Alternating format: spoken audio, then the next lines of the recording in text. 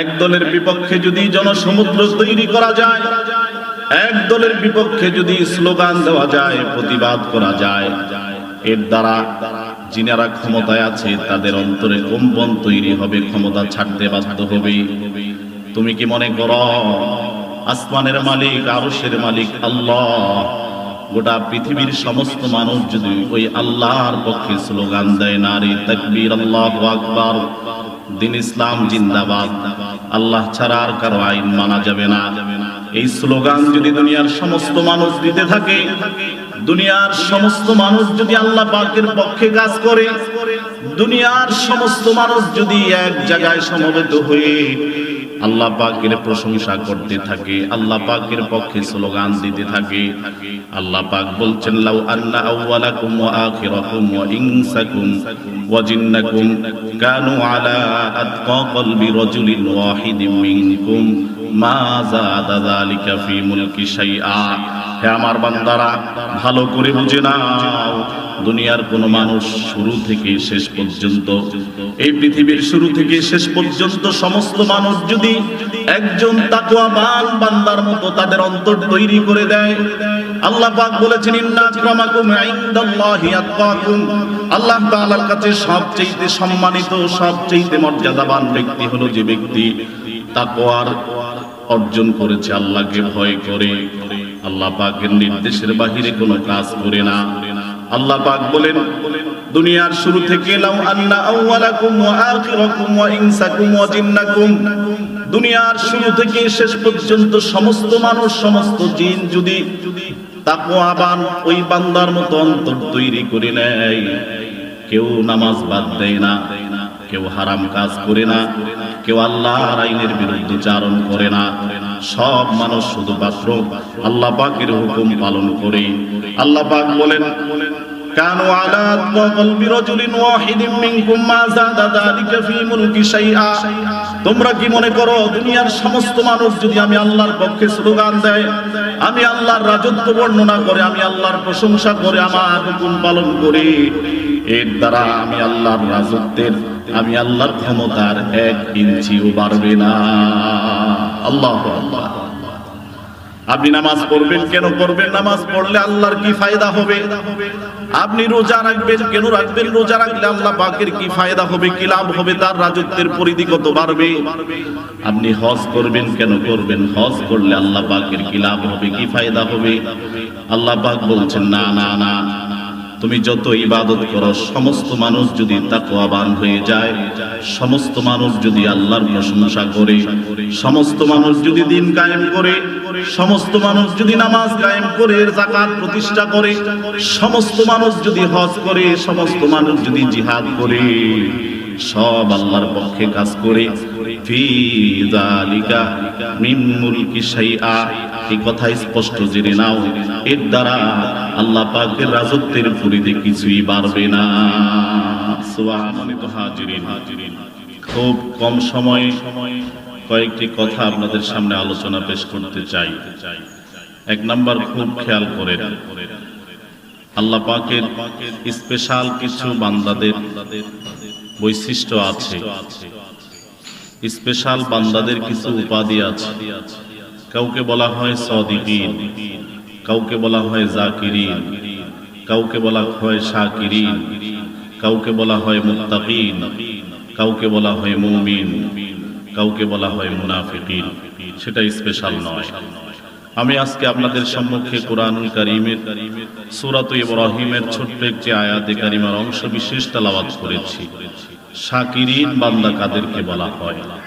এই আয়াত আমরা সবাই জানি।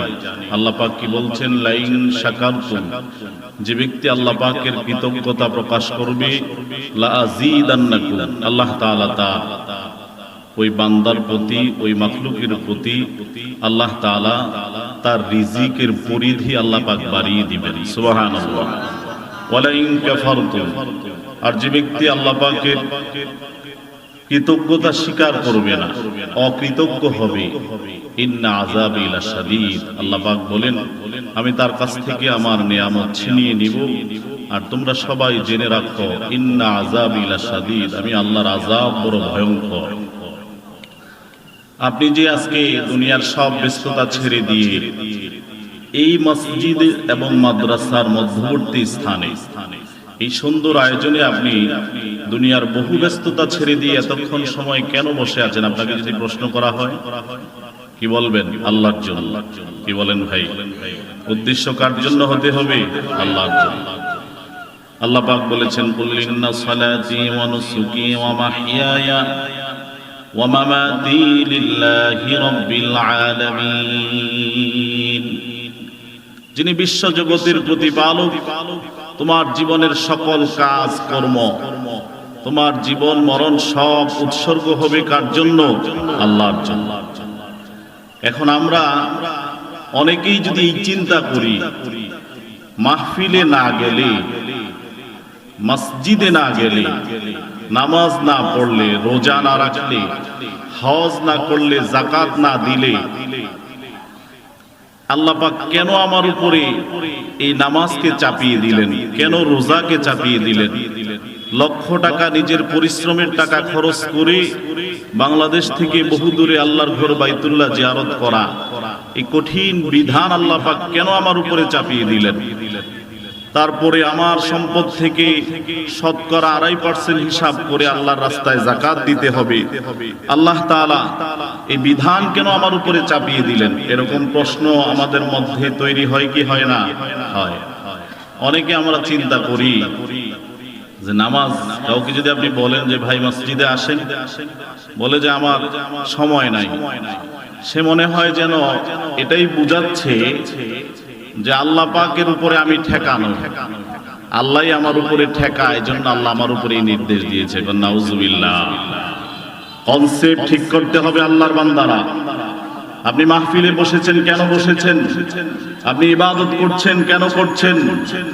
আপনি ইসলামী আন্দোলন করছেন, কেন করছেন? সকল কিছুর ঊর্ধ্বে থাকতে হবে কার সন্তুষ্টি? আল্লাহর সন্তুষ্টি। খুব সুন্দর খেয়াল করুন, শুকরিয়া শব্দের অর্থ হলো কৃতজ্ঞতা প্রকাশ করা। কি করা ভাই? কৃতজ্ঞতা প্রকাশ করা। শুকরিয়ার 3টি সংজ্ঞা আমি আপনাদের সামনে খুব সংক্ষেপে আলোচনা করছি। 1 নাম্বার হলো অন্তর অনুগ্রহকারীর ভালোবাসায় সিক্ত। শুকরিয়ার 1 নাম্বার সংজ্ঞা হলো যে ব্যক্তি আল্লাহ তাআলা যে বান্দার উপরে, যে মাখলুকাতের উপরে, যে সৃষ্টিজীবের উপরে আল্লাহ পাক অনুগ্রহ করেছেন, ইহসান করেছেন, দয়া করেছেন, ওই বান্দার শুকরিয়া আদায় হবে অন্তরের ভালোবাসার সিক্তের মাধ্যমে। সুবহানাল্লাহ। 2 নাম্বার শুকরিয়ার সংজ্ঞা, অঙ্গ প্রত্যঙ্গ তার অনুগ্রহে বিনম্র থাকতে হবে। আল্লাহ তাআলা ঠিক যেইভাবেই বলেছেন, আপনার হাত ওখানে বাধা, যাওয়া যাবে না, কার নিষেধ? আল্লাহর নিষেধ। আপনার হাত এখানে খরচ করবেন, কার নির্দেশ? আল্লাহর নির্দেশ। অঙ্গ প্রত্যঙ্গে বিনম্রতা প্রকাশ করা, এটাও শুকরিয়ার আরেকটি সংজ্ঞা। আলহামদুলিল্লাহ।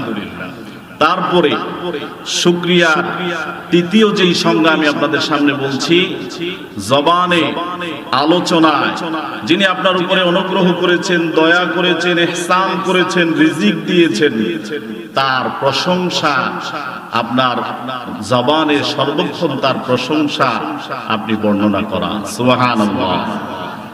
আমরা প্রতিদিন 5 ওয়াক্ত সালাতের প্রত্যেক রাকাতে আমরা পড়ছি আলহামদুলিল্লাহি রাব্বিল আলামিন।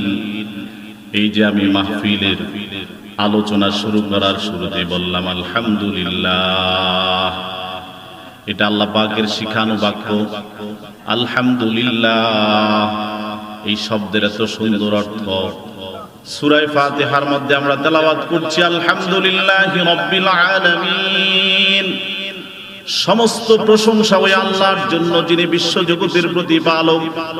দুনিয়ার যত প্রশংসা আছে, যত মর্যাদা আছে, সকল মর্যাদার ঊর্ধ্বে হলো আমার আল্লাহর মর্যাদা। সকল প্রশংসার মালিক হলেন আমার আল্লাহ, সকল প্রশংসার দাবিদার হলেন আমার আল্লাহ। কেন? আল্লাহ তাআলা আপনাকে কেন বানিয়েছেন? খেয়াল করুন, আপনি মসজিদে কেন আসবেন? ফজরের নামাজ কেন পড়বেন? জোহরের নামাজ কেন পড়বেন? আসরের সালাত আপনি কেন পড়বেন? আল্লাহ পাক কি আপনার উপরে ঠেকা কিনা? আল্লাহ তাআলা আপনার মুখাপেক্ষী কিনা? বলে না না না, আল্লাহ তাআলা বারবার বলেছেন কুল হুয়াল্লাহু আহাদ আল্লাহুস সামাদ, আমি একক, আল্লাহুস সামাদ, আমি অমুখাপেক্ষী। দুনিয়ার কোন মানুষের মুখাপেক্ষী আমি আল্লাহ নয়। আপনি খুব খেয়াল করুন। তাহলে আপনি কি করছেন ভাই আমার? আল্লাহ তাআলা কেন আপনাকে বানিয়েছেন আপনি জানেন? পরিচিত আয়াতে কারিমা সূরাতুজ জারিয়ার মধ্যে আল্লাহ পাক ইরশাদ করেছেন ওমা খালাকতুল জিন্না ওয়াল ইনসা ইল্লা লিয়াবুদুন। জিন এবং মানুষকে আল্লাহ পাক সৃষ্টি করেছেন শুধুমাত্র তার গোলামির জন্য, তার দাসত্বের জন্য, তার আনুগত্যের জন্য, তার হুকুম জমিনে বাস্তবায়নের জন্য। ঈমানের, ইসলামের একটাইতে সবচেয়ে উত্তম সংজ্ঞা হলো মুফাসসিরে কোরআন বাংলাদেশের উজ্জ্বল নক্ষত্র যিনি কিছুদিন আগে আমাদের থেকে বিদায় নিয়ে কবরে চলে গিয়েছেন। জীবনে সবচাইতে বড় স্বপ্ন ছিল যার জানাজায় উপস্থিত হওয়া, কিন্তু বর্তমান সময়ের ব্যবধানের কারণে, সময়ের অবস্থার কারণে যার জানাজায় আমরা উপস্থিত হতে পারি নাই। তিনি বলেছেন মুসলমানের সংজ্ঞা হলো আল্লাহর যত নির্দেশ আছে, আল্লাহর সমস্ত নির্দেশ পালন করা, এর নাম হলো মুসলমান। ঈমানের সংজ্ঞা হলো বলতে হবে আল্লাহ ছাড়া আর কারো আইন মানা যাবে না, আল্লাহ ছাড়া আর কারো নির্দেশ মানা যাবে না। আল্লাহ তাআলা যেটা হুকুম করেছেন, আল্লাহ পাক যেটা নির্দেশ দিয়েছেন, তোমার যুক্তিতে ধরুক আর না ধরুক, তোমার ব্রেনে সেটা কাজ করুক আর না করুক, আল্লাহর নির্দেশকে অক্ষরে অক্ষরে পালন করার নামই হলো ঈমান। আমরা শুধু বলি লা ইলাহা ইল্লাল্লাহ দাখালাল জান্নাহ। যে ব্যক্তি জীবনে একবার লা ইলাহা ইল্লাল্লাহ পাঠ করবে, ওই ব্যক্তি আল্লাহর জান্নাতে প্রবেশ করবে। এটা যত সহজ বিষয়, বিষয়টা আসলে এরকম নয়। অন্তরের কনসেপ্ট তৈরি করতে হবে লা ইলাহা ইল্লাল্লাহ, আল্লাহ ছাড়া কোনো ইলাহ নাই, আল্লাহ ছাড়া কোনো আইন দাতা নাই, আল্লাহ ছাড়া কোনো রিজিক দাতা নাই, আল্লাহ ছাড়া কোনো নিয়ামত দাতা নাই, আল্লাহ ছাড়া কেউ আমাকে মৃত্যু দিতে পারে না, আল্লাহ ছাড়া কারো আইন মানা যাবে না, আল্লাহ ছাড়া কারো নির্দেশ পালন করা যাবে না। এই কনসেপ্ট অন্তরে তৈরি করার নাম হলো ঈমান। সুবহানাল্লাহ। এজন্য ভাইরা আল্লাহ তাআলা সূরাতুজ জারিয়ার মধ্যে ইরশাদ করেছেন ওমা খালাকতুল জিন্না ওয়াল ইনসা ইল্লা লিয়াবুদুন। মানুষ কেন আল্লাহ পাক সৃষ্টি করলেন? আল্লাহ তাআলা বলেছেন আমি তোমাদেরকে সৃষ্টি করেছি আমার ইবাদতের জন্য, আমার দাসত্বের জন্য। এবার আপনি বলেন আল্লাহ পাক তারপরের আয়াতে কি বলছেন? মা উরিদু মিনহুম মির রিজকিন ওয়ামা উরিদু আন ইউতঈমুন। আল্লাহ পাক বলেন হে আমার বান্দারা, আমি তোমাদের কারো কাছ থেকে রিজিক চাই না, আমি তোমাদের কারো কাছ থেকে খাবার চাই না। ইন্নাল্লাহা হুয়ার রাজ্জাক, ইন্নাল্লাহা হুয়ার রাজ্জাকু যুল কুওয়াতিল মাতিন। বরং তোমরা জেনে রাখো আমি আল্লাহ হলাম দুনিয়ার সবচেয়ে উত্তম রিজিক দাতা। সুবহানাল্লাহ। তাহলে আমাদেরকে রিজিক কে দেন? আমাদের হায়াত কে দেন? আমাদেরকে নিয়ামত কে দেন? সব দেন আল্লাহ। এখন আপনাকে মুয়াজ্জিন বলছে আসসালাতু খায়রুম মিনান নাওম, ঘুমের চেয়ে নামাজ উত্তম। নামাজ হলো আল্লাহর বিধান যিনি তোমাকে সৃষ্টি করেছেন, নামাজ হলো আল্লাহর নির্দেশ যিনি তোমাকে রিজিক দিচ্ছেন, নামাজ হলো আল্লাহর বিধান যার নিয়ামত প্রাপ্ত রাত্রি পেয়ে তুমি আরামের বিছানায় ঘুমিয়েছো। ওই আল্লাহর হুকুম হলো আসসালাতু খায়রুম মিনান নাওম। সুবহানাল্লাহ। পড়তে হবে কিনা ভাই? এখন খুব খেয়াল করেন, সময় কম। কিছুদিন আগে আমাদের দেশে 28শে অক্টোবর নামে একটি দিন গেছে কিনা ভাই? এক দলের মনোভাব হলো যত বেশি জনসমর্থন তৈরি করা যায়, প্রতিবাদ আর স্লোগান যত বেশি দেওয়া যায়, এর দ্বারা বর্তমান যারা ক্ষমতায় আছে তাদের অন্তরে কম্পন তৈরি হবে, ঠিক কিনা?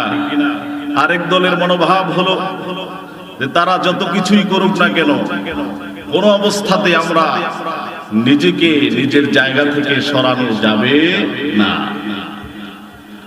স্লোগান দিলে, প্রতিবাদ করলে, সমাবেশ করলে, জনশক্তি আর জনসমুদ্র বাড়ালে মানুষের চিন্তা কনসেপ্ট হলো আমরা যদি রাজধানীর ওই খোলা ময়দানে লক্ষ কোটি মানুষ যদি সরকারের বিপক্ষে স্লোগান দিতে পারি, এর দ্বারা সরকারের ক্ষমতা থেকে পিছপা হওয়ার মতো অবস্থান তৈরি হবে। আপনি ওই চিন্তা যদি করেন, আল্লাহ তাআলা আপনাকে সৃষ্টি করেছেন, আপনি ফজরের নামাজ পড়েন, জোহরের নামাজ পড়েন, হজ করেন, যাকাত দেন, পর্দায় থাকেন, এর বিনিময়ে আল্লাহ পাকের রাজত্ব বাড়বে আর কমবে, এই চিন্তা করা আপনার জন্য সবচেয়ে বড় বোকামি, তাই না? কারণ কি? হাদিসে কুদসি, যেটা স্বয়ং আল্লাহ পাক ইরশাদ করেছেন, ইয়া ইবাদি লাউ আন্না লাকুম ওয়া আখিরাকুম ওয়া ইনসাকুম ওয়া জিন্নাকুম কানু আলা আতকা কলবি রাজুলিন ওয়াহিদিন মিনকুম মা যাদা যালিকা ফি মুলকি শাইআ। হে আমার বান্দারা, দুনিয়ার মানুষ যেমন চিন্তা করে এক দলের বিপক্ষে যদি জনসমুদ্র তৈরি করা যায়, এক দলের বিপক্ষে যদি স্লোগান দেওয়া যায়, প্রতিবাদ করা যায়, এর দ্বারা যিনারা ক্ষমতায় আছে তাদের অন্তরে কম্পন তৈরি হবে, ক্ষমতা ছাড়তে বাধ্য হবে। তুমি কি মনে করো আসমানের মালিক, আরশের মালিক আল্লাহ, গোটা পৃথিবীর সমস্ত মানুষ যদি ওই আল্লাহর পক্ষে স্লোগান দেয়, নারে তাকবীর, আল্লাহু আকবার, দিন ইসলাম জিন্দাবাদ, আল্লাহ ছাড়া আর কারো আইন মানা যাবে না, এই স্লোগান যদি দুনিয়ার সমস্ত মানুষ দিতে থাকে, দুনিয়ার সমস্ত মানুষ যদি আল্লাহ পাকের পক্ষে কাজ করে, দুনিয়ার সমস্ত মানুষ যদি এক জায়গায় সমবেত হয়ে আল্লাহ পাকের প্রশংসা করতে থাকে, আল্লাহ পাকের পক্ষে স্লোগান দিতে থাকে, আল্লাহ পাক বলছেন, লাউ আন্না আউওয়ালাকুম ওয়া আখিরাকুম ওয়া ইনসাকুম ওয়া জিন্নাকুম কানু আলা আতকা কলবি রাজুলিন ওয়াহিদিন মিনকুম মা যাদা যালিকা ফি মুলকি শাইআ। হে আমার বান্দারা, ভালো করে বুঝে নাও, দুনিয়ার কোন মানুষ শুরু থেকে শেষ পর্যন্ত, এই পৃথিবীর শুরু থেকে শেষ পর্যন্ত সমস্ত মানুষ যদি একজন তাকওয়াবান বান্দার মতো তাদের অন্তর তৈরি করে দেয়, আল্লাহ পাক বলেছেন, ইন্না আকরামাকুম ইনদাল্লাহি আতকাকুম, আল্লাহ তাআলার কাছে সবচেয়ে সম্মানিত, সবচেয়ে মর্যাদাবান ব্যক্তি হলো যে ব্যক্তি তাকওয়ার অর্জন করেছে, আল্লাহকে ভয় করে, আল্লাহ পাকের নির্দেশের বাহিরে কোনো কাজ করে না। আল্লাহ পাক বলেন, দুনিয়ার শুরু থেকে লাউ আন্না আউওয়ালাকুম ওয়া আখিরাকুম ওয়া ইনসাকুম ওয়া জিন্নাকুম, দুনিয়ার শুরু থেকে শেষ পর্যন্ত সমস্ত মানুষ, সমস্ত জিন যদি তাকওয়াবান ওই বান্দার মতো অন্তর তৈরি করে নেয়, কেউ নামাজ বাদ দেয় না, কেউ হারাম কাজ করে না, কেউ আল্লাহর আইনের বিরুদ্ধে চারণ করে না, সব মানুষ শুধুমাত্র আল্লাহ পাকের হুকুম পালন করে। আল্লাহ পাক বলেন, কানু আলা কলবি রাজুলিন ওয়াহিদিন মিনকুম মা যাদা যালিকা ফি মুলকি শাইআ। তোমরা কি মনে করো দুনিয়ার সমস্ত মানুষ যদি আমি আল্লাহর পক্ষে স্লোগান দেয়, আমি আল্লাহর রাজত্ব বর্ণনা করে, আমি আল্লাহর প্রশংসা করে, আমার হুকুম পালন করে, এর দ্বারা আমি আল্লাহর রাজত্বের, আমি আল্লাহর ক্ষমতার 1 ইঞ্চিও বাড়বে না। আল্লাহু আকবার। আপনি নামাজ পড়বেন, কেন পড়বেন? নামাজ পড়লে আল্লাহর কি ফায়দা হবে? আপনি রোজা রাখবেন, কেন রাখবেন? রোজা রাখলে আল্লাহ পাকের কি ফায়দা হবে, কি লাভ হবে, তার রাজত্বের পরিধি কত বাড়বে। আপনি হজ করবেন, কেন করবেন? হজ করলে আল্লাহ পাকের কি লাভ হবে, কি ফায়দা হবে? আল্লাহ পাক বলছেন, না না না, তুমি যত ইবাদত করো, সমস্ত মানুষ যদি তাকওয়াবান হয়ে যায়, সমস্ত মানুষ যদি আল্লাহর প্রশংসা করে, সমস্ত মানুষ যদি দিন কায়েম করে, সমস্ত মানুষ যদি নামাজ কায়েম করে, যাকাত প্রতিষ্ঠা করে, সমস্ত মানুষ যদি হজ করে, সমস্ত মানুষ যদি জিহাদ করে, সব আল্লাহর পক্ষে কাজ করে, ফি যালিকা মিন মুলকি শাইআ, এই কথা স্পষ্ট জেনে নাও, এর দ্বারা আল্লাহ পাকের রাজত্বের পরিধি কিছুই বাড়বে না। সুবহানাল্লাহ। এরপরে আল্লাহ পাক বলছেন, ইয়া ইবাদি, হে আমার বান্দারা, ওয়ালাউ আন্না আউওয়ালাকুম ওয়া আখিরাকুম ওয়া ইনসাকুম ওয়া জিন্নাকুম কানু আলা আফজারি কলবি রাজুলিন মিনকুম মা নাকাসা যালিকা মিন মুলকি শাইআ। পরবর্তী ঘোষণা আল্লাহ পাক বলেন, দুনিয়ার সমস্ত মানুষ শুরু থেকে শেষ পর্যন্ত সমস্ত মানুষ যদি আল্লাহ পাকের নাফরমানি করে, আল্লাহর হুকুম কেউ পালন করে না, কেউ মসজিদে আসে না, কেউ রোজা রাখে না, কেউ নামাজ পড়ে না, কেউ সমাজে হক কথা বলে না, কেউ মানুষকে আল্লাহর পথে আহ্বান করে না, ওয়াজ মাহফিল সব যদি বন্ধ হয়ে যায়, সমস্ত মানুষ যদি আল্লাহ পাকের নাফরমানি করে, আল্লাহ পাক বলেন তোমরা এই চিন্তা করো না, দুনিয়ার সমস্ত মানুষ সব মিলে যদি আমি আল্লাহর বিরুদ্ধে স্লোগান দেয়, আমার বিরুদ্ধে চারণ করে, এর দ্বারাও আমার ক্ষমতা, আমার রাজত্বের পরিধির কোনো কিছুই তারা কমাতে পারবে না। সুবহানাল্লাহ। এজন্য ভাইয়ের আল্লাহ পাক বলছেন, আল্লাহু লা ইলাহা ইল্লা হুয়াল হাইয়ুল কাইয়্যুম। তিনি এমন আল্লাহ যিনি ছাড়া কোনো ইলাহ নাই, যিনি ছাড়া আর কোনো মাবুদ নাই। তিনি হাইয়ুল কাইয়্যুম, যিনি চিরঞ্জীব, চিরস্থায়ী। তিনি আগেও ছিলেন, বর্তমানেও তিনি আছেন, ভবিষ্যতেও তিনি থাকবেন। কিয়ামত হয়ে যাবে, পৃথিবী ধ্বংস হয়ে যাবে, এই দুনিয়ার আলো বাতাস সব নিভে যাবে, কিন্তু আমার আল্লাহ তিনি এমন হাইয়ুল কাইয়্যুম, তিনি চিরঞ্জীব, তিনি চিরস্থায়ী। লা তাখুযুহু সিনাতুন ওয়ালা নাওম। আমার আল্লাহকে কখনো তন্দ্রা ঘুম স্পর্শ করতে পারে না। আসমান জমিনের রাজত্ব যিনি, যার হাতে দুনিয়ার সকল ক্ষমতা, কুলিল্লাহুম্মা মালিকাল মুলক, যিনি হলেন গোটা পৃথিবীর রাজা, গোটা পৃথিবীর যিনি, যার হাতে যার রাজত্ব, ওই আল্লাহ পাক বলেন দুনিয়ার সমস্ত মানুষ যদি আমি আল্লাহর বিরুদ্ধে চারণ করি, এর দ্বারা এই চিন্তা করা যাবে না আমার ক্ষমতার কোনো কিছু তারা কমিয়ে ফেলবে। তাই না ভাই? আমরা কি চিন্তা করি ভাই, নামাজ না পড়লে লাভ কি আমার হবে না আল্লাহর হবে? বলে ভাই নামাজ পড়েন না, বলে এত কাজ করার সময় নাই। বলে ভাই আপনি তো মুসলমান, আপনি তো বিশ্বাস করেন না, এই জমিন আল্লাহর, এই জমিনে আইন পাশ করতে হবে একমাত্র আল্লাহর। আপনি কাদের পক্ষে স্লোগান দিচ্ছেন? আপনি ইসলামী আন্দোলন করাকে হারাম মনে করছেন, কিন্তু যে আল্লাহ তাআলা আপনাকে সৃষ্টি করেছেন তার পক্ষে স্লোগান দেওয়া আপনার জন্য ফরজ ছিল না নফল ছিল? ফরজ ছিল। আপনি দেন নাই। আপনি কি মনে করেন যে আপনি আল্লাহ পাক আপনাকে বানিয়েছেন, আল্লাহ যেন আপনার উপরে ঠেকা করে দিয়েছেন, আপনি না করলে আল্লাহর ক্ষতি হবে? কি বলেন ভাই? আল্লাহ পাক বলছেন, মা উরিদু মিনহুম মির রিজকিন ওয়া মা উরিদু আন ইউতঈমুন। বান্দারে, দুনিয়ার সমস্ত মানুষ যদি আমি আল্লাহর কাছে রিজিক চাই, আমি সবাইকে রিজিক দিতে পারবো, কিন্তু তোমরা এই কথা চিন্তা করো না, আমি তোমাদের কাছ থেকে কোনো রিজিক চাই না, কোনো খাবার চাই না, আমি তোমাদের কাছ থেকে কোনো সম্পদ চাই না। ওই যে কুরবানির সময় আমরা আয়াতে কারিমা তেলাওয়াত করেছি, উলামায়ে কেরাম আপনার সামনে পাঠ করেছে, লা ইয়ানালাল্লাহা লুহুমুহা ওয়ালা দিমাউহা ওয়ালাকিন ইয়ানালুহুত তাকওয়া মিনকুম।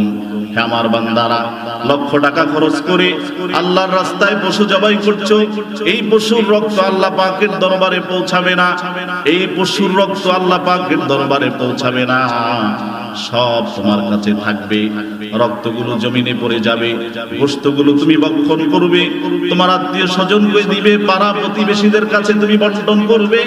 আল্লাহ পাক কি দিবেন তোমার কাছে? তোমার কাছ থেকে আল্লাহ তাআলার কাছে কি যাবে? আল্লাহ পাক বলেছেন, ওয়ালাকিন ইয়ানালুত তাকওয়া মিনকুম। আমি আল্লাহ চেয়ে থাকি বান্দার তাকওয়ার দিকে। যে বান্দা আমার পক্ষ থেকে রিজিক পাওয়ার পরে আমি আল্লাহর সন্তুষ্টির জন্য পশু জবাই করলো, বিসমিল্লাহি আল্লাহু আকবার, আল্লাহর নামে পশু জবাই করলো, পশুর রক্ত সে দুনিয়াতে পড়ে থাকলো, পশুর গোশত সে ভক্ষণ করলো, বিনিময় আমি কিছুই নিলাম না, অন্তরের কনসেপ্টের দিকে তাকিয়ে থাকলাম, অন্তরটা এরকম সন্তুষ্টির জন্য কাজ করে। কারণ অন্তর যদি আল্লাহর সন্তুষ্টির জন্য কাজ করে, আল্লাহর সন্তুষ্টির জন্য যদি আল্লাহর বান্দা লক্ষ টাকা খরচ করে কুরবানি দেয়, পশুর গোশত নিজে ভক্ষণ করবে, আত্মীয় স্বজনের কাছে বিলিয়ে দিবে, কিন্তু আল্লাহ তাআলা ওই বান্দাকে কোরবানির পশুর শরীরের মধ্যে যত পশম থাকবে তার চাইতে উত্তম সওয়াব তার আমলনামায় আল্লাহ পাক দিয়ে দিবেন। সুবহানাল্লাহ। এজন্য ভাইরা আমরা অনেকেই যদি চিন্তা করি, আল্লাহ পাক বলেছেন ওয়ালিল্লাহি আলান নাসি হিজ্জুল বাইতি মান ইসতাতা ইলাইহি সাবিলা। আল্লাহ পাক যাদেরকে আল্লাহর ঘর বাইতুল্লাহ জিয়ারতের সামর্থ্য দিয়েছেন সবার উপরে হজ করা ফরজ নয়। আল্লাহ তাআলা যাদেরকে আল্লাহর ঘর বাইতুল্লাহ জিয়ারতের সামর্থ্য দিয়েছেন, আল্লাহ পাক বলছেন ওয়ালিল্লাহি আলান নাসি হিজ্জুল বাইতি মান ইসতাতা ইলাইহি সাবিলা। আমার ঘরে আসা, আমার ঘর জিয়ারত করা, হজ করা তাদের উপরে আমি ফরজ করে দিয়েছি যাদের আমার ঘরে আসার সামর্থ্য আছে। এরপরে আল্লাহ পাক বলছেন ওমান কাফারা ফাইন্নাল্লাহা গনিয়্যুন আনিল আলামিন। আপনি যদি চিন্তা করেন, বর্তমানে গতকালকের পত্রিকায় এসেছে বর্তমানে যারা স্পেশাল হাজি হবে, স্পেশাল হাজির জন্য 9 থেকে 9.5 লক্ষ টাকা পর্যন্ত খরচ করতে হবে। 5 থেকে 7 লক্ষ টাকা পর্যন্ত খরচ করে আল্লাহর ঘর বাইতুল্লাহ জিয়ারত করতে হবে। আপনি যদি এই চিন্তা করেন আল্লাহ পাক কেন আমার সম্পদ থেকে এত টাকা আমি কেন খরচ করে আল্লাহর ঘর বাইতুল্লাহ জিয়ারত করব, এর দ্বারা আমার কি লাভ হবে, কি ফায়দা হবে, এর দ্বারা আমি কি উপকার লাভ করব, আল্লাহ পাক আপনাকে বলছেন ওমান কাফারা ফাইন্নাল্লাহা গনিয়্যুন আনিল আলামিন। বান্দা এই চিন্তা করো না, আল্লাহ পাক তোমার উপরেই ঠেকা আছেন। আল্লাহ পাক যেন তোমার মুখাপেক্ষী তোমরা কেউ হজ না করলে আল্লাহ পাকের রাজত্বের ক্ষমতা কমে যাবে, এই চিন্তা করা যাবে না। বরং তুমি হজ করতে গিয়ে কি বলো, লাব্বাইক আল্লাহুম্মা লাব্বাইক লাব্বাইক লা শারীকা লাক লাব্বাইক ইন্নাল হামদা ওয়ান নি'মাতা লাকা ওয়াল মুলক লা শারীকা লাক। আল্লাহ পাক তোমাকে সামর্থ্য দিয়েছেন, আল্লাহর ঘর বাইতুল্লাহ জিয়ারতের সামর্থ্য দিয়েছেন। যিনি তোমাকে সামর্থ্য দিয়েছেন তিনিই বলেছেন আলিল্লাহি আলান নাস ওয়ালিল্লাহি আলান নাসি হিজ্জুল বাইতি মান ইসতাতা ইলাইহি সাবিলা। যিনি তোমাকে আল্লাহর ঘর বাইতুল্লাহ জিয়ারতের সামর্থ্য দিয়েছেন তিনি তোমার উপরে হজ ফরজ করে দিয়েছেন। তুমি এবার তার ঘরে গিয়ে জিয়ারতের সময় বলো লাব্বাইক আল্লাহুম্মা লাব্বাইক। হে আল্লাহ, আমি আপনার দরবারে হাজির হাজির, আমি আপনার দরবারে এসে উপস্থিত হয়েছি। লাব্বাইক লা শারীকা লাক লাব্বাইক, আমি বলছি আপনার কোনো অংশীদার নাই। ইন্নাল হামদা, আমি আপনার নিয়ামতের প্রশংসা করছি। আপনি আমাকে নিয়ামত দিয়েছেন, হজ করার সামর্থ্য দিয়েছেন, আপনি আমাকে সুস্থতার মতো নিয়ামত দিয়েছেন, আপনি আমাকে হাঁটার মতো শক্তি দিয়েছেন। আমি আপনাকে, আপনি আমাকে লাব্বাইক বলার মতো জবান দিয়েছেন। আপনি আমাকে আপনার ঘর বাইতুল্লাহ দেখার মতো দৃষ্টি শক্তি আপনি আমাকে দিয়েছেন। এই জন্য আমি আপনার দরবারে এসে বলছি ইন্নাল হামদা। আমি দুনিয়ার কারো প্রশংসাই করছি না, আমি বলছি ইন্নাল হামদা, সমস্ত প্রশংসা শুধুমাত্র আপনার জন্যই।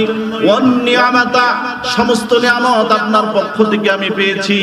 আপনি আমার উপরে মুখাপেক্ষী নয়, বরং আমি আপনার মুখাপেক্ষী। আপনি আমাকে সামর্থ্য দিয়েছেন, এজন্য আমি লক্ষ টাকা খরচ করে আপনার ঘর জিয়ারতের জন্য এসেছি। ওয়ান নিয়ামাতা লাকা ওয়াল মুলক, আমি বলছি আল্লাহ, এই পৃথিবীর রাজত্বের মালিক একমাত্র আপনি আল্লাহ। আমি বলছি লা শারীকা লাক, আপনার কোনো অংশীদার নাই। সুবহানাল্লাহ। এজন্য ভাইরা নামাজ কেন পড়বেন? ফজরের নামাজ পড়লে আল্লাহ পাকের কি ফায়দা হবে, কি লাভ হবে? মসজিদে আসলে আল্লাহ পাকের কি ফায়দা হবে, কি লাভ হবে? মসজিদে না আসলে আল্লাহ পাকের কি ক্ষতি হয়ে যাবে? মাহফিলে আসলে উলামায়ে কেরামের সোহবতে থাকলে কি লাভ হবে, কি ফায়দা হবে? আল্লাহ পাক বলেছেন ইন্নাস সালাতা তানহা আনিল ফাহশাই ওয়াল মুনকার। কোন ব্যক্তি যদি একাগ্র চিত্তে আল্লাহর সন্তুষ্টির জন্য নামাজ কায়েম করে, আল্লাহ পাক এই নামাজের দ্বারা বান্দার সমস্ত ফাহিশা কাজ, গুনাহের কাজগুলো থেকে আল্লাহ পাক ওই বান্দাকে হেফাজত করবেন। নামাজ পড়লেন আপনি আল্লাহর জন্য, আল্লাহ পাক নামাজের মাধ্যমে বহু গুনাহ থেকে আপনাকে হেফাজত করবেন। শুধু তাই নয়, হাদিসে এসেছে ফজর থেকে জোহর পর্যন্ত, জোহর থেকে আসর পর্যন্ত, আসর থেকে মাগরিব পর্যন্ত, এক ওয়াক্ত থেকে আরেক ওয়াক্ত পর্যন্ত মধ্যবর্তী সময় আল্লাহর বান্দার দ্বারা যত গুনাহ হবে, বান্দা যখন আবার আরেক ওয়াক্তে এসে নামাজে শরীক হয়ে যাবে, মধ্যবর্তী সময়ের গুনাহ আল্লাহ পাক মাফ করে দিবেন। সুবহানাল্লাহ।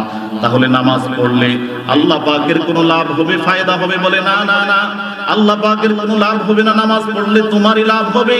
তোমার শুধু লাভই হবে না, দুনিয়াতেও আল্লাহ পাক তোমাকে কল্যাণ দিবেন। পরকালে আল্লাহ পাকের হাবিব বলেছেন, আউয়ালু মা ইউহাসাবু বিহিল আবিদু ইয়াউমাল কিয়ামাতিস সালাহ। সর্বপ্রথম আল্লাহ পাক নামাজের হিসাব নিবে। তুমি নামাজের হিসাব দিয়ে আল্লাহর জান্নাতের মেহমান হয়ে যাবে। লাভ শুধু তোমারই হবে, আল্লাহ পাকের কোনো লাভ নাই। এরপরে বলছে, ইয়া আইয়ুহাল্লাযীনা আমানু কুতিবা আলাইকুমুস সিয়ামু কামা কুতিবা আলাল্লাযীনা মিন ক্বাবলিকুম লাআল্লাকুম তাত্তাকুন। এক মাস উপবাস থেকে সুবহে সাদিক থেকে সূর্যাস্ত পর্যন্ত সারা দিন পানাহার থেকে তুমি বিরত থাকলা। তুমি যদি এই চিন্তা করো, আল্লাহ পাক কেন আমার উপরে সারা দিন উপবাস থাকার নির্দেশ দিয়েছে? বলে আল্লাহ পাক তোমার লাভের জন্য দিয়েছে।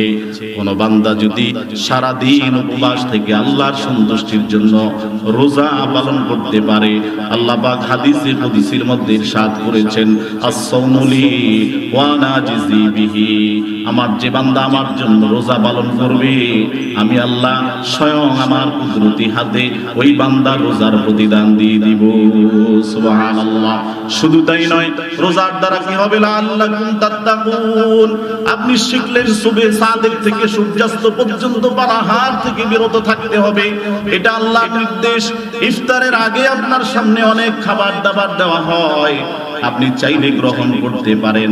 আপনি এমন চিন্তা করেন, না না না, এই সময় খাবার গ্রহণ করলে আল্লাহর হুকুম মানা হবে না, আল্লাহর নির্দেশ পালন করা হবে না। এই যে আপনি নিজেকে সংযত রাখলেন, নিজেকে সংযম করলেন, এর দ্বারা আল্লাহর লাভ হবে না, আপনার লাভ হলো আল্লাহ পাক আপনাকে মুত্তাকিন বানিয়ে দিবেন। সুবহানাল্লাহ। হজ করলে লক্ষ টাকা খরচ করে হজ করলে আপনার কি ফায়দা হবে? আপনি যদি এই চিন্তা করেন, আল্লাহ পাক আমার পকেটের টাকা 7 লক্ষ 8 লক্ষ টাকা খরচ করে আল্লাহর ঘর বাইতুল্লাহ জিয়ারত করব, এর দ্বারা আল্লাহর কি লাভ হবে? বলে আল্লাহর কোনো লাভ হবে না। আল্লাহর হাবিব বলেছেন, যে ব্যক্তি আল্লাহর সন্তুষ্টির জন্য হজ করবে, আল হাজ্জুল মাবরুর লাইসা লাহুল জাযাউ ইল্লাল জান্নাহ। হজের প্রতিদান হলো, কোন বান্দার হজ যদি কবুল হয়ে যায়, হজ্জে মাবরুর যদি কোনো বান্দার তৈরি হয়ে যায়, হজে মাবরুর যদি কোনো বান্দা আদায় করতে পারে, ওই হজ্জে মাবরুরের প্রতিদান হলো আল হাজ্জুল মাবরুর লাইসা লাহুল জাযাউ ইল্লাল জান্নাহ।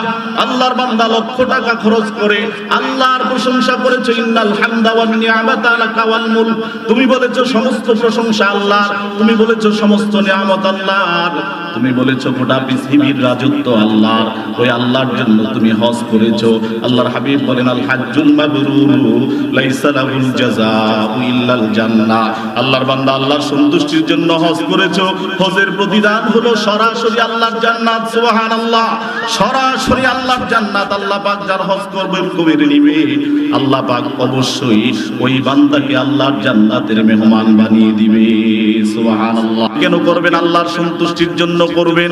আপনি এই চিন্তা করবেন না, আমার ইবাদতের দ্বারা আল্লাহর রাজত্বের পরিধি বেড়ে যাবে, আমার ইবাদতের দ্বারা আল্লাহ পাকের ক্ষমতা দিন দিন বৃদ্ধি পাবে। বলে না না না, আমার আল্লাহ তিনি আগেও ছিল স্বয়ং সম্পূর্ণ, বর্তমানেও তিনি স্বয়ং সম্পূর্ণ, ভবিষ্যতেও তিনি স্বয়ং সম্পূর্ণ। আল্লাহ পাক কারো কাছ থেকে পরামর্শ নিতে হবে না, কারো কাছ থেকে সাহায্য নিতে হবে না, বরং তুমি নামাজ পড়ছো ফজরের সময়, তোমাকে কে যেন জাগ্রত করে দিয়েছে। তুমি যদি এই চিন্তা করো, আল্লাহ দুনিয়ার কত মানুষ ঘুমিয়ে থাকলো, তুমি আমাকে জাগ্রত করে দিয়েছো। কেন দিয়েছো? তুমি তো আমাকে সৃষ্টি করেছো তোমার ইবাদতের জন্য, তোমার গোলামির জন্য। আল্লাহ ফজরের সময় তুমি আমাকে মসজিদে যাওয়ার জন্য সুযোগ করে দিয়েছো। আমি তোমার হুকুম পালন করছি। কেন করছি? তুমি আমাকে হায়াত দিয়েছো, তুমি আমাকে মুসলমানের ঘরে জন্ম দিয়েছো। শুধু তাই নয়, শ্রেষ্ঠ নবী মুহাম্মদুর রাসূলুল্লাহ সাল্লাল্লাহু আলাইহি ওয়াসাল্লামের উম্মত হিসেবে তুমি আমাকে এই পৃথিবীতে পাঠিয়েছো। শুধু তাই নয়, তুমি আমাকে কথা বলার মতো শক্তি দান করেছো, তুমি আমাকে ভালো মন্দ বোঝার মতো জিহ্বা দান করেছো, তুমি আমাকে সুগ্রাণ নেওয়ার মতো নাক দান করেছো, তুমি আমাকে ভালো একটা হাত দিয়েছো, ভালো একটা পা দিয়েছো, তুমি আমার কান শক্তি দিয়েছো, এত কিছু দিয়েছো বান্দা। আল্লাহ পাক বলেন, বান্দা আমি তোমাকে এত কিছু দান করেছি, লাইন শাকারতুম লাযীদান্নাকুম, আমার শুকরিয়া যদি তুমি আদায় করো, আমার শুকরিয়া যদি তুমি আদায় করো, কি দিয়ে আদায় করবে? নামাজে গিয়ে আল্লাহর শুকরিয়া আদায় করবেন। প্রথমে দাঁড়িয়ে বলবেন আলহামদুলিল্লাহি রাব্বিল আলামিন। বলে ঘুমাচ্ছ, ঘুম থেকে জাগ্রত হওয়ার পরে আল্লাহর শুকরিয়া আদায় করো, আলহামদুলিল্লাহিল্লাযী আহিয়ানা বা'দা মা আমাতানা ওয়া ইলাইহিন নুশুর। আল্লাহ পাক তোমাকে খাবার গ্রহণ করার মতো শক্তি দিয়েছে, খাবার থেকে বিরত হওয়ার পরে বলছো আলহামদুলিল্লাহিল্লাযী আত'আমানা ওয়া সাকানা ওয়া জা'আলানা মিনাল মুসলিমিন। যত কাজে যাচ্ছ বলে তুমি হাজত সারার পরে, বাথরুম থেকে বের হওয়ার পরে বলছো গুফরানাকা আলহামদুলিল্লাহিল্লাযী। এইভাবে সব জায়গায় শুধু আল্লাহর শুকরিয়া আদায় করো। কেন আদায় করবে না? আল্লাহ পাক তো তোমাকে বলার মতো শক্তি দিয়েছে, কেন আদায় করবে না? আল্লাহ পাক তো তোমাকে দেখার মতো শক্তি দিয়েছে, কেন আল্লাহর শুকরিয়া আদায় করবে না? আল্লাহ পাক তো তোমাকে মুসলমানের ঘরে জন্ম দিয়েছে, বলে শুধু তাই নয়, আল্লাহর শুকরিয়া কেন আদায় করবে না? হজে যাওয়ার জন্য এত টাকা খরচ হবে, এই চিন্তা কেন করো কপাল পোড়া? এই চিন্তা করো আল্লাহ পাক তো আমাকে সামর্থ্য দিয়েছে, আল্লাহর ঘর জিয়ারত করব, আল্লাহর প্রশংসা করব, আল্লাহর নিয়ামতের শুকরিয়া আদায় করব, রোজা পালন করব, ভালো কাজ করব। কেন করব? আমাকে আল্লাহ পাক এই দুনিয়াতে পাঠিয়েছেন আইয়ুকুম আহসানু আমালা, ভালো আমল কে করে এটা যাচাই বাছাইয়ের জন্য আল্লাহ পাক আমাকে পাঠিয়েছেন, তাই না ভাই? এজন্য ইবাদত করলে, মিছিল মিটিং করলে আল্লাহর পক্ষে গোটা পৃথিবীর সমস্ত মানুষ যদি স্লোগান দেয়, এই চিন্তা করা যাবে না মা যাদা যালিকা ফি মুলকি শাইয়া, আমার আল্লাহ এমন রাজাদিরাজ, এমন রাজা, এমন রাজত্ব তার পরিধি আছে, এর দ্বারা আল্লাহ পাকের রাজত্ব বাড়বে, এই চিন্তা করা যাবে না। বরং আমার নামাজ, আমার রোজা, আমার হজ, আমার জিহাদ, আমার ইবাদত সবকিছু করব আল্লাহর সন্তুষ্টির জন্য। কেন করব? আমি আল্লাহ পাকের শুকরিয়া স্বার্থে আল্লাহর ইবাদত করব। সুবহানাল্লাহ, তাই না ভাই? আমরা কি করি? হ্যাঁ, বলে আপনি নামাজ পড়েন না, মনে হয় যেন আল্লাহ তার উপরে খুব মুখাপেক্ষী, সে নামাজ না পড়লে আল্লাহর ক্ষমতা কমে যাবে। কি বলে? নারে তাকবীর, আল্লাহু আকবারের স্লোগান আপনি না দিলে আল্লাহর রাজত্বের পরিধি কমে যাবে, এই চিন্তা যদি আপনি করেন ঈমান থাকবে না। বরং আপনাকে এই জমিন যা, যিনি আপনাকে সৃষ্টি করেছেন, আপনি তার পক্ষে স্লোগান দিবেন না তো দিবেন কার পক্ষে? আপনি যদি মুসলমান হন, অন্তরে ঈমান ধারণ করুন, আমি যতদিন দুনিয়াতে থাকবো স্লোগান দিব তো আল্লাহু আকবারের স্লোগান দিব, পারবো তো ইনশাআল্লাহ। এজন্য ভাইরা, আমার নবী সাল্লাল্লাহু আলাইহি ওয়াসাল্লাম আমাদেরকে শিখিয়েছেন যত কাজ করবেন আল্লাহর শুকরিয়ার জন্য করবেন। কার শুকরিয়া? আল্লাহর শুকরিয়া। মুহাম্মদুর রাসূলুল্লাহ সাল্লাল্লাহু আলাইহি ওয়াসাল্লাম, নবীজি সাল্লাল্লাহু আলাইহি ওয়াসাল্লাম যার আগে পিছনে কোনো গুনাহ ছিল না, নবীজি সাল্লাল্লাহু আলাইহি ওয়াসাল্লাম জীবনে কোনো ভুল করেন নাই, জীবনে কোনো ভুলের কাছে তিনি যান নাই। যিনি সর্বশ্রেষ্ঠ মানুষ, যিনি আল্লাহ পাকের সৃষ্টির প্রধান আকর্ষণ, যিনি আল্লাহ পাকের সৃষ্টির প্রধান আকর্ষণ, যিনি মহামানব, যিনি রাহমাতুল লিল আলামিন, সেই নবীজি সাল্লাল্লাহু আলাইহি ওয়াসাল্লাম, আম্মা জান আয়েশা বলেন, আমার স্বামী এত বেশি ইবাদত করত, এত বেশি নামাজ আদায় করত, বলে আমার স্বামী যখন নামাজে দাঁড়াতেন লম্বা সময় আমার নবী নামাজের মধ্যে কোরআনুল কারীম তেলাওয়াত করতেন।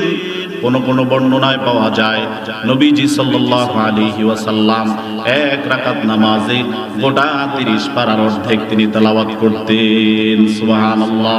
আম্মা জান আয়েশা রাদিয়াল্লাহু তাআলা আনহা বলেন, মুহাম্মদুর রাসূলুল্লাহ সাল্লাল্লাহু আলাইহি ওয়াসাল্লাম তিনি যখন রুকুতে যেতেন, তিনি যখন সিজদায় যেতেন, এত লম্বা সময় তিনি সিজদায় থাকতেন। আম্মা জান আয়েশা বলে, আমি মাঝে মাঝে চিন্তা করতাম আমার স্বামী যেন ইন্তেকাল করেছে। বলে না না না, মুহাম্মদুর রাসূলুল্লাহ সাল্লাল্লাহু আলাইহি ওয়াসাল্লাম তিনি এত বেশি লম্বা সময় নামাজে থাকতেন, রুকুতে থাকতেন, সিজদায় থাকতেন, আল্লাহ পাকের এত বেশি তিনি প্রশংসা করতেন, বলে নবীজি সাল্লাল্লাহু আলাইহি ওয়াসাল্লামের পা মোবারক পর্যন্ত নামাজে দাঁড়িয়ে থাকতে থাকতে ফুলে যেত।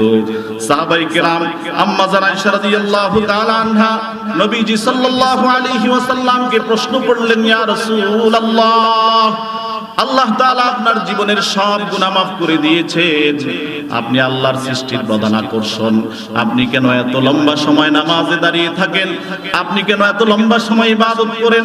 আল্লাহর রাসূল সাল্লাল্লাহু আলাইহি ওয়াসাল্লাম কি জবাব দিচ্ছে, এই জবাব যদি আপনি শিখে নেন, নবীজি বলছে, আফালা কুনা আবদান শাকুরা, হে আমার বান্দারা, আফালা কুনা আবদান শাকুরা, আমি কি আল্লাহ পাকের নেককার বান্দাদের অন্তর্ভুক্ত হব না?